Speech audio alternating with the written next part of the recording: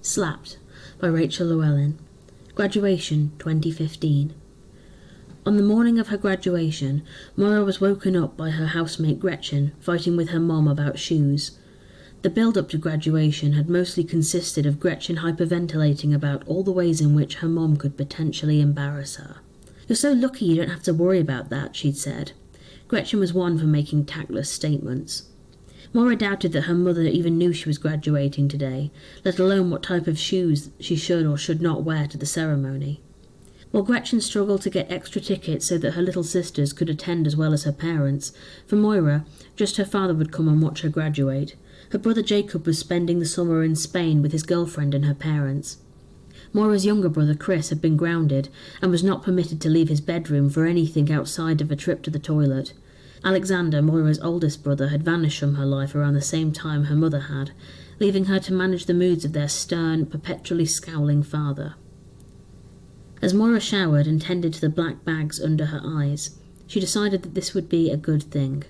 As one of four, she never really had any one-on-one time with their father, and she was the first of his children to go to university, the first to graduate. This wouldn't be like before. This would be different, special. This would be a good day. Boxing Day 2019.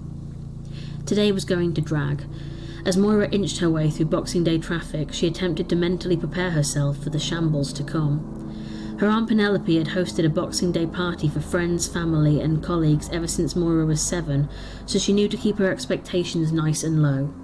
She'd become an expert in listening to her aunt's former business partner's long rambling stories. The only thing that didn't help this year was that Moira would be going into battle alone. Jacob, always that aunt's favourite, claimed to have had a last-minute emergency at the office. This was a lie. Moira could see from his Instagram story that he was drinking merrily in a bar in Piccadilly. And while her youngest brother Chris would be there, having Chris as your ally was a bit like trying to win a game of poker with nothing but jokers in your deck. Last year Chris drank all the sherry, plunked himself in the lap of Aunt Penelope's elderly neighbour and proceeded to tell him what he wanted for Christmas. In Chris's defence, the man had resembled a certain other bearded man, but still. And no Alex, of course. Moira managed to park across the street as her aunt's drive was crowded. The ground was icy and she skidded slightly, having to grab hold of her car for support as she went to get the bottle of scotch from the boot. Her father would be there today, and he was bringing her, but that was fine. Today was going to be fine. She could hear music from inside. Moira took a deep breath as she knocked the door. Her aunt answered seconds later, red-faced and smiling. The smile frosted over ever so slightly when she saw who it was. "Happy Boxing Day, Auntie," Moira said. "Ah, Moira, so good to see you." For as long as she could remember, her aunt had always spoken to her in a tone of voice that would imply that she was the star of a talk show whose audience consisted of very, very young children. It had irritated Moira at 5, so at 25 her patience felt a little bare. "I bought you some scotch," she said. "Wasn't that nice of you?" her aunt cooed, taking it. She pushed up her cat's-eye glasses to examine the label. "Ah, blended. How lovely. I believe I should have some soda to mix it with, perhaps. Well, do come in. It's so lovely to see you, though I see you didn't manage to bring a young man with you." "I'm not dating anyone at the moment." It was the same excuse recycled from last year. It had been a lie then as well. "You career girls," Aunt Penelope said scornfully. "Even your daddy bought a date." Graduation 2015. Over the years, more than one person had described her as a career girl. At 12, with exams and homework occupying her every thought, Moira had flattered herself into thinking that it was a compliment when her father and aunt called her that. It felt like an acknowledgement of her hard work, her maturity. Like they could see that it was a good thing that she was more interested in statistics and learning Spanish than what Robbie Matthews was doing with his hair. Alex had shattered that illusion for her. Uncomfortable truths were a speciality of her brother. "Have you ever noticed there aren't any career boys?" he asked as the two of them waved to their aunt's car as she pulled off the drive. "It's almost like they're implying you're doing something weird." After that, any pride she may have felt at being a career girl instead of boy crazy or a girly girl completely went away. It was more like a slap in the face, a box they thought she could cram herself into. "You should have worn your hair up," her father said on the drive to campus. "Your mother always wore hers down." Moira touched a loose curl, wincing. Dad hated anything that reminded him of her mom. After the accident, he gave away all of her clothes and jewellery to charity. Moira and her brothers returned from school to find that he had taken down all her pictures. But he found other places to see his ex-wife. Though Moira had her father's dark hair, olive skin and bright eyes, her sex made her exactly like her mother, just another accident waiting to happen. "I thought it looked nice," she said, "and I wasn't too sure how it would get dislodged with the cap, you know." "It looks messy," he said, "like you're an extra from Where the Wild Things Are." Moira felt heat flood to her face. Wordlessly, she reached into her clutch to see if she had any clips to rectify the situation. Reaching for the overhead mirror, but her dad slapped it away sharply. "Well, there's no point trying to fix it now, is there?" he said. She looked down at her stinging hand and tried to make sure her mascara didn't run before they got to campus. Boxing Day 2019.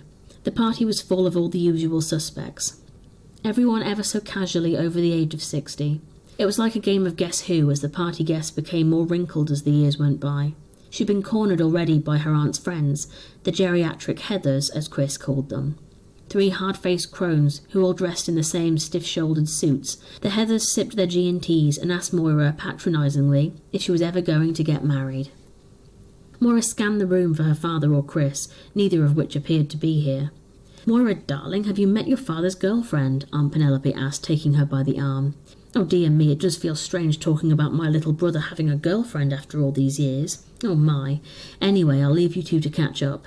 She'd started to attempt to ask where her father was, but Aunt Penelope had sauntered off to get another sherry before the words were even out of her mouth. Moira instead smiled awkwardly at the young woman opposite her. "Hello, I'm Moira. I don't think we've—" she said at the exact same time her new party companion said her own name. Both of them stopped speaking abruptly, slightly red-faced. Her father's new, very young girlfriend laughed awkwardly. "Oops, do you want a drink?"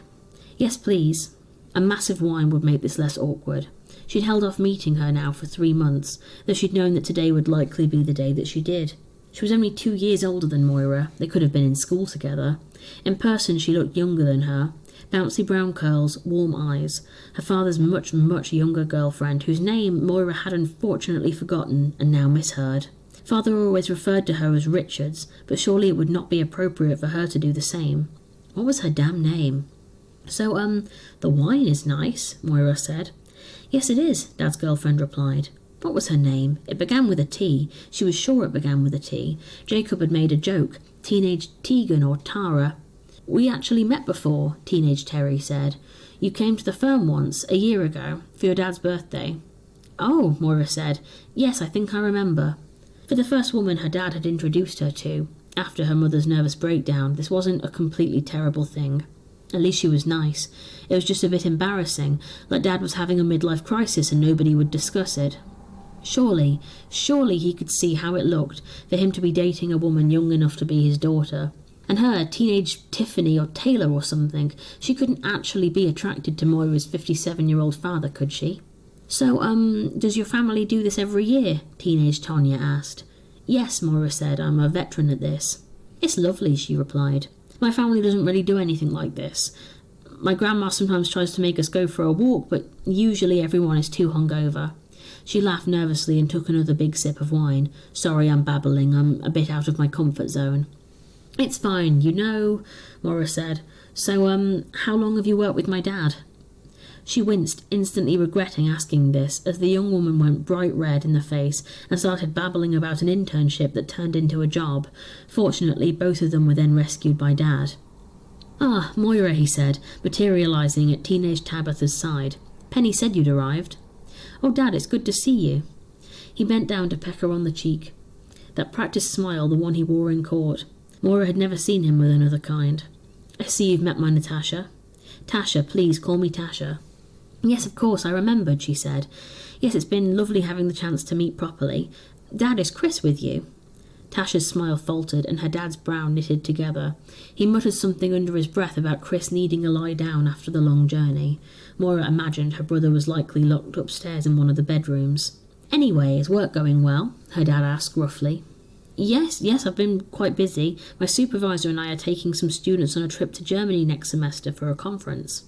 "How exciting," he said. "Say, did you ever have a chance to look up Martin Jones? He was recently made head of humanities, you know." Moira preemptively poured herself another glass. To be honest, the departments don't mingle too much. Humanities, economics, well, you can imagine. Are you talking about dear Marty? Aunt Penelope said. Oh, Moira, you should have asked him along. You're colleagues. I don't know him, Moira said. Tasha laughed uncomfortably. Plus, a family gathering is a bit of an intense first date. Her dad laughed and wrapped an arm around Tasha's shoulders. You're quite right, of course, my dear. Still, Aunt Penelope said, swishing her drink around her glass, it'd make me and your daddy feel a lot better if you were settled, Moira. I swear, Natasha, this one is hopeless with boyfriends. We've suggested all sorts. I don't know what she does to chase them away. Moira felt her face burning. Well, you're doing your PhD, aren't you, Moira? Tasha said. You're probably a bit busy to be Tinder hopping. Yeah, she said, painfully grateful for the backup. Yeah, right. We just worry, Aunt Penelope said. Of course we do, her father added. I don't have to worry about the boys. Chris has his head screwed on tight. A little teenage basket case, Moira thought. Oh, and my older boy Jacob is Mr. Practical. He's at the office now, Aunt Penelope said. On Boxing Day, poor lamb. He's at a bar, Moira thought. But, her father continued, Moira can be flighty. She takes after her mother, needs someone to take care of her. It does make me worry. Come now, Moira, is there really nobody at work? Aunt Penelope probed. No, Moira said bluntly, and I'd never date a colleague anyway. Graduation 2015. In the crowded lobby after the ceremony, free wine was passed around to the gaggle of graduates with their parents. Moira watched Gretchen arguing with her mum about filters as they posed for selfies. Father had spotted an associate he knew from work. Jerry, you must remember Jerry. The father of a silent, scowling boy Moira vaguely recognised from a finance seminar a year ago. He'd come to class stinking of weed and hadn't done his bit of their group project. He either didn't remember or just didn't want to talk to her, as the two of them were stood like sentinels while their fathers talked shop. My boy is interning at my firm this summer, Jerry said. Good luck to you, young man, Dad replied. How about you, young lady? Jerry asked. I'm starting my master's here in September, Moira said. Oh, how impressive, he said, smiling with way too many teeth. Career girls like you are just remarkable. More than a pretty face, eh, Lancaster? Why are we so remarkable? Moira asked. The smile faltered. Well, Moira, Dad muttered under his breath. Why? Nobody finds it remarkable that Brian is working at the firm this summer. Surely that's more career than me, who's still going to be a student next year. Brian was staring at her with his mouth open. His father laughed nervously and nudged hers. I see she's a spitfire just like her mother. Oh, fuck off, Moira said. She felt her father's hand around her arm, dragging her away from father and son, who was staring at her with the same goggle-eyed expression. Moira felt the ground come up and swallow her as he dragged her into an empty classroom and closed the door behind them. I'm sorry, she said. The slap sent her glasses clattering to the floor. It made her eyes water, and Moira pulled up both hands to try and protect her face. What the hell are you playing at? He said. This isn't how you were brought up. I'm so sorry, she said again. Her voice came out strained, like she was speaking from underwater, down so deep and so far. It's not good enough. She acted this way, you know, like an animal. Keep your nasty little comments to yourself. He handed her a handkerchief and her glasses. And fix your face, for goodness sake. Moira's hands were shaking as she stepped outside, stumbling in her heels as she walked to the ladies' toilets on this floor. She passed Gretchen and one of her little sisters on the way. Moira reached for her, opening her mouth to speak and then stopping, frozen when she saw Moira's swollen cheek and red eyes. I'm fine, Moira said, in a bright, cheerful voice that wasn't quite her own. I'll see you later. Celebratory margaritas, right? Behind her she could hear her father talking to Jerry, apologising. My daughter has had too much to drink. Nerves for the big day. Oh, no harm, old man, no harm. Boxing Day 2019. I'm sorry, Moira said. I really didn't mean it like that. Will you excuse me, love? Dad said to Tasha, who'd gone pink. He came over and took Moira by the forearm, leading her forcefully into the kitchen. I'm sorry, she tried again. I'm really sorry, I didn't mean... I suppose you think you're funny, he said. No.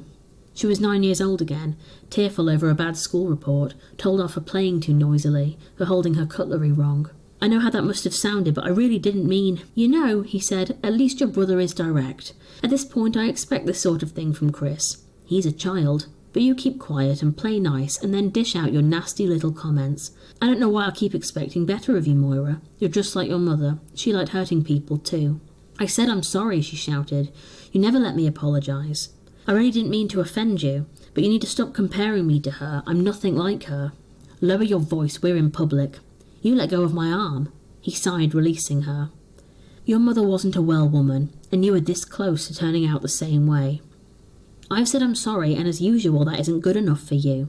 She rubbed her arm, which was already starting to sting like a bruise. I'm going back to the others. You hold it, Missy, I'm not finished speaking to you yet. Well, that's too bad, she said, her voice trembling. He reached out and grabbed her wrist, squeezing so tightly she felt the bones creak like branches in the wind. Don't touch me, not until you've calmed down. Let go of me. Her hand moved up before she fully registered it had moved at all, her palm colliding hard against his cheek. Moira jumped back as if he'd burned her. He staggered. For a moment, neither of them moved. You keep your goddamn hands off me, she said, her heart ringing in her ears. You don't get to do that. I'm not my mum, and I won't stand for it. As she turned towards the door, she heard him call after her, demanding that she apologise. But she kept walking, through the party of sherry-sweating old men and the geriatric Heathers, and out towards the front door.